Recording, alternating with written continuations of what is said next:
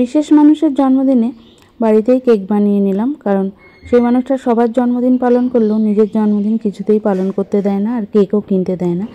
তাই খুব সাধারণভাবে বাড়িতেই চকলেট কেক বানিয়ে দিয়েছিলাম, তাও আবার আটা ময়দা ছাড়া।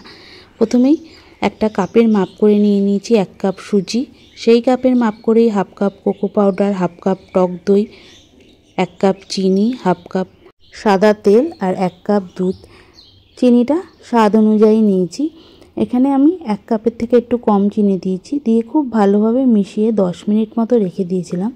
10 মিনিট পর আর দুধ দিতে হয়নি, অনেকের ক্ষেত্রে সুজিটা একটু মোটা থাকলে দুধ দিতে হতে পারে। 10 মিনিট রেখে দেওয়ার পরে অল্প দুধ দিয়ে একটা মাঝারি ঘনত্বের ব্যাটার তৈরি করে নিতে হবে। এবার যেই পাত্রে কেক বসাবো সেই পাত্রে দিয়ে দিলাম অল্প সাদা তেল আর অল্প ময়দা দিয়ে চারিদিকটা একটু কোটিং করে দিলাম, যাতে কেকটা খুব সহজে উঠে আসে। কারোর বাড়িতে যদি ব্যাটার পেপার থাকে সেটা দিয়েও কিন্তু খুব সহজে কেকটা বসিয়ে নিতে পারেন। 10 মিনিট পর কেকের ব্যাটারের মধ্যে আমার দুধ দিতে হবে না, কারণ সুজিটা একদম মিহি ছিল। এর মধ্যে 1 চামচ বেকিং পাউডার আর 1/2 চামচ বেকিং সোডা দিয়ে কিছুক্ষণ মতো মিশিয়ে নেব। খুব একটা কিন্তু ফেটাবো না, তাহলে কেক বেশি ফুলবে না। এবার ওই পাত্রটায় দিয়ে দিলাম কেকের ব্যাটারটা।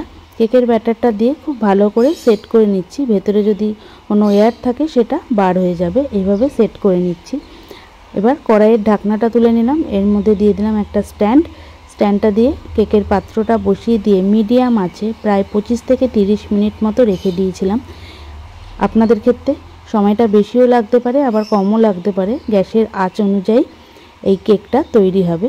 এবার ঠান্ডা হয়ে গেছে, খুব সহজেই কেকটা উঠে এলো। উপর থেকে একটু গুঁড়ো দুধ আর একটু চকলেট ছুরি দিয়ে কেটে উপর থেকে দিয়ে দিচ্ছি। আপনারা চাইলে গ্রেট করেও দিতে পারেন, আবার এইভাবেও শুধু শুধু চা কিংবা কফি দিয়ে খেয়ে দেখতে পারেন, খেতে কিন্তু খুবই ভালো লাগে। তাই খুব সাধারণভাবে আজকে জন্মদিনের কেকটা তৈরি করলাম। তাহলে কেমন লাগলো অবশ্যই জানাবেন।